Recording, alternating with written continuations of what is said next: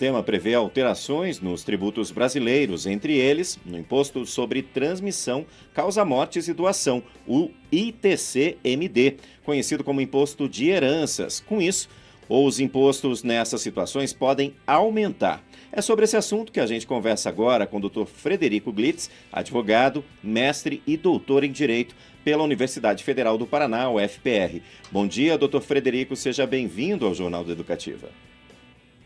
Bom dia, Vinícius. Bom dia, Giovana. Bom dia. Doutor, explica pra gente, né, como é que funciona o sistema atual, no caso, né, dessas transferências, esse imposto de herança. Ele na verdade não é só para herança, né? Ele também se aplica para doações. E no caso do Paraná, a gente trabalha com uma alíquota de 4%. Mas no Brasil, a gente tem autorização constitucional para que ele seja cobrado de até 8%. E isso depende de cada estado, de cada previsão de cada estado. Então, alguns estados acabam cobrando esse valor maior e outros acabam ficando nesse valor de 4%. O que gera um certo desequilíbrio em relação ao pagamento dessa doação ou dessa herança, e o que gera, claro, reclamação aí entre os estados. Doutor Frederico, para quem nos acompanha, né, o que a reforma tributária propõe de mudança para esse tipo de imposto? A gente está com um probleminha na conexão com o Dr. Frederico Glitz. A nossa equipe de produção vai entrar em contato com ele para que a gente restabeleça melhor essa conexão, para a nossa conversa fluir de uma forma muito melhor, e para que você entenda também essas mudanças, a gente reforça, né? A mudança, né, a reforma tributária foi votada de forma geral pelo Senado na última quarta-feira, foi aprovada, mas como houve mudanças da proposta inicial e do que foi aprovado pela Câmara dos Deputados, inicialmente esse texto volta então para análise dos deputados federais. Entre essas mudanças da reforma tributária está a mudança na cobrança do ITCMD, que é o Imposto de Transmissão, Causa-Mortes e também doações, e é sobre esse assunto que nós estamos conversando com o advogado Frederico Glitz, que é mestre e doutor em Direito pela UFPR, porque isso pode mudar, em alguns casos pode até aumentar este imposto, e essa é uma preocupação dos governadores aqui que compõem o COSUD, que é o consórcio dos estados do Sul e do Sudeste. Preocupação pertinente, né, Vinícius? Porque quando a gente fala em reforma, a grande expectativa é sempre uma redução, né, da taxa e dos impostos que a população acaba pagando, não é mesmo? E a gente convida a quem nos acompanha a participar conosco, mandando suas perguntas para o 33317516, DDD 41, a gente 33317516, DDD 41, para participar com a gente se você tem dúvidas sobre esse assunto. Contato retomado com o Dr. Frederico? Doutor Frederico, nos escuta novamente? Escuto, e vocês me escutam bem? Perfeito. Vamos retomar então aquela pergunta. O que essa reforma tributária propõe, né, de mudanças para esse imposto sobre as heranças e esses impostos que nós havíamos comentado? Na verdade, a gente estaria na primeira fase da reforma, que seria sobre consumo, né, sobre a tributação sobre consumo. Mas nela já apareceram algumas alterações aí em relação aos bens. Por exemplo, a discussão sobre os impostos que caberiam sobre aeronaves e embarcações, que foi uma discussão que surgiu em razão de algumas notícias. Outra, por exemplo, a tributação em razão de doação ou mesmo de sucessão em razão de fundos e bens que estão mantidos no exterior, também em razão de notícias e discussões judiciais que vêm acontecendo já há alguns anos. Então, algumas destas discussões foram talvez antecipadas para esse momento, e é por isso também que essas emendas entram nas alterações que foram promovidas no Senado e vão voltar à Câmara. Dentre elas, eu destacaria especialmente a progressão. Né? Então, o que se propõe agora é fazer uma progressão, dependendo do valor da doação e do valor da herança, para fazer uma cobrança, claro, quanto maior o valor, né, da doação ou da herança, maior será o valor da tributação. E, doutor, mesmo com esse trâmite, né, a gente tem o retorno dessa proposta, então, para a análise da Câmara dos Deputados, tem como se estabelecer uma data de quando essas mudanças devem entrar em vigor? Giovana, a tua pergunta é daquelas perguntas do milhão, super difíceis, né, de responder, mas eu te diria, final do ano. Tá? Essa é a promessa do Congresso. Por quê? Porque em direito tributário a gente tem um princípio que é o da anuidade, ou seja, para que possa ser cobrado no ano seguinte tem que ser aprovado no ano anterior. Então, se não for aprovado esse ano que vem não pode ser cobrada essa alteração.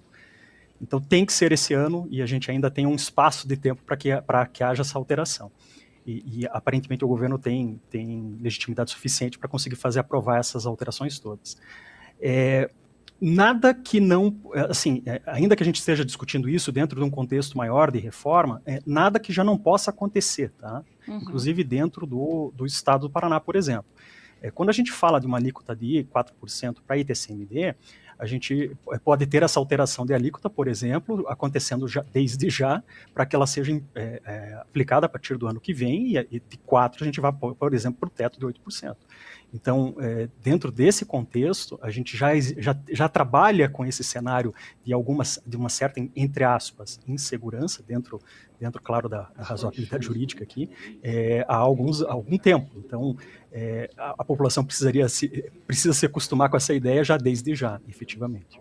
E, doutor Frederico, qual que é a recomendação que o senhor daria para aquelas famílias que estão com processos de herança parado, por exemplo, para evitar gasto extra? O senhor indica que essas famílias tomem que providências?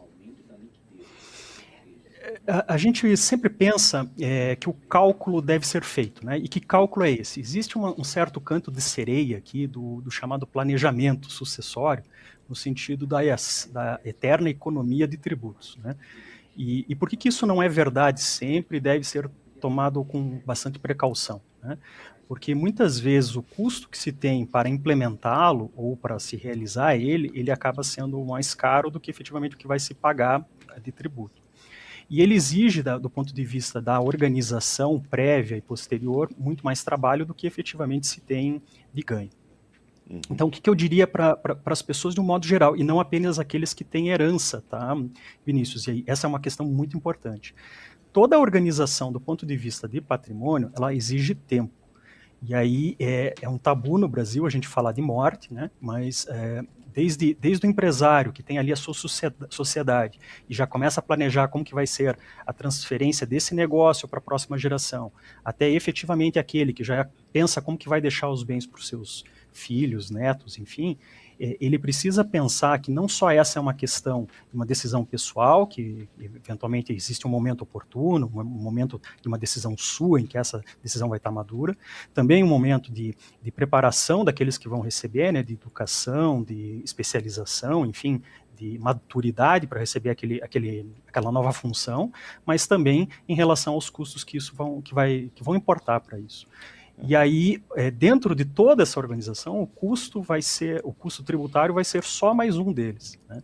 Então, assim, do ponto de vista concreto, o ITCMD, por exemplo, pode ser né, o imposto da herança, aqui, como a gente está chamando, dos 4%, ele pode acontecer seja por conta de uma doação, né, então eu antecipo isso do ponto de vista da minha organização porque fiz uma doação, seja porque eu deixei depois da minha morte. Então, ele vai acontecer da mesma forma. Ou, eventualmente, eu faço uma economia, entre aspas, e realizo uma venda e pago menos imposto, mas tenho problemas lá na frente, com outro tipo de organização, porque preciso trabalhar com outras categorias para organizar a sucessão da empresa. Então, tudo isso precisa ser levado em consideração. Não é uma matemática tão simples assim, não é uma coisa que deve ser feita de supetão, e aí o que eu aconselho? Fazer cálculo. E para isso ele deve contar sempre com o auxílio de um profissional de confiança, um contador de confiança e, se possível, de um advogado especialista em direito tributário, direito societário de confiança. Doutor Frederico, ainda sobre essa questão que o senhor falou de preparar a família, né, e de preparar também a todos com relação à herança, uma dúvida aqui da nossa telespectadora e ouvinte, Mariane Levino, ela diz que o que é menos oneroso ou burocrático? Receber a doação de um apartamento em vida ou aguardar o inventário com toda a morosidade? Esse é outro, digamos assim, esse é outro mito, né? Porque, por exemplo, eu vou fazer uma doação e faço uma reserva de usufruto, então eu recebo a doação do imóvel, fico com a nua propriedade, como nós chamamos, e os meus pais, por exemplo, ficam com usufruto, com o uso desse imóvel. Quando eles falecem, eu tenho um custo, que foi o da instituição do usufruto, a baixa do usufruto e, claro, o imposto de transmissão. Então, eu tenho mais custo para baixar isso do que efetivamente só a transmissão mortis-causa. A não ser que existam outros, aqui olhando aspecto estritamente tributário, né? Dinheiro saído. A não ser que existam outros conteúdos aqui que possam estar sendo relacionados nessa decisão, como organização em outro sentido, que pode também estar acontecendo. E aí o mito entra também de que o processo judicial que o processo de inventário é necessariamente moroso, né? Ele é moroso quando? Quando as partes que vão herdar esse bem não querem resolver o problema. E isso acontece muito, tá, Vinícius? Acontece, eu conheço casos e casos aqui, né? Uhum. Podemos conversar muito sobre isso.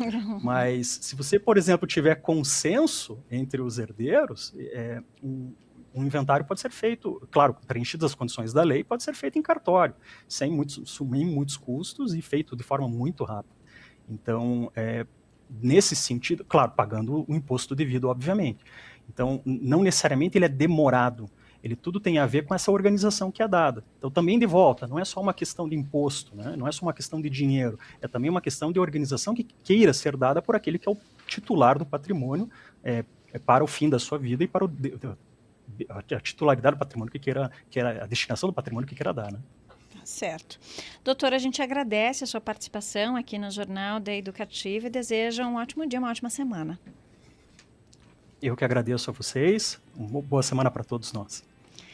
Obrigada. Nós conversamos então com o Dr. Frederico Glitz, que é advogado, mestre e doutor em Direito pela Universidade Federal do Paraná, UFPR, falou pra gente, né, sobre uma das mudanças aí propostas pela reforma tributária, a incidência, né, a taxa, o imposto que incide então, né, sobre a herança e também a doação de bens imóveis pode subir de 4% para 8%. Assim que a gente tiver novidades sobre esse assunto, a gente fala sobre ele de novo aqui no Jornal da Educativa. 8h23.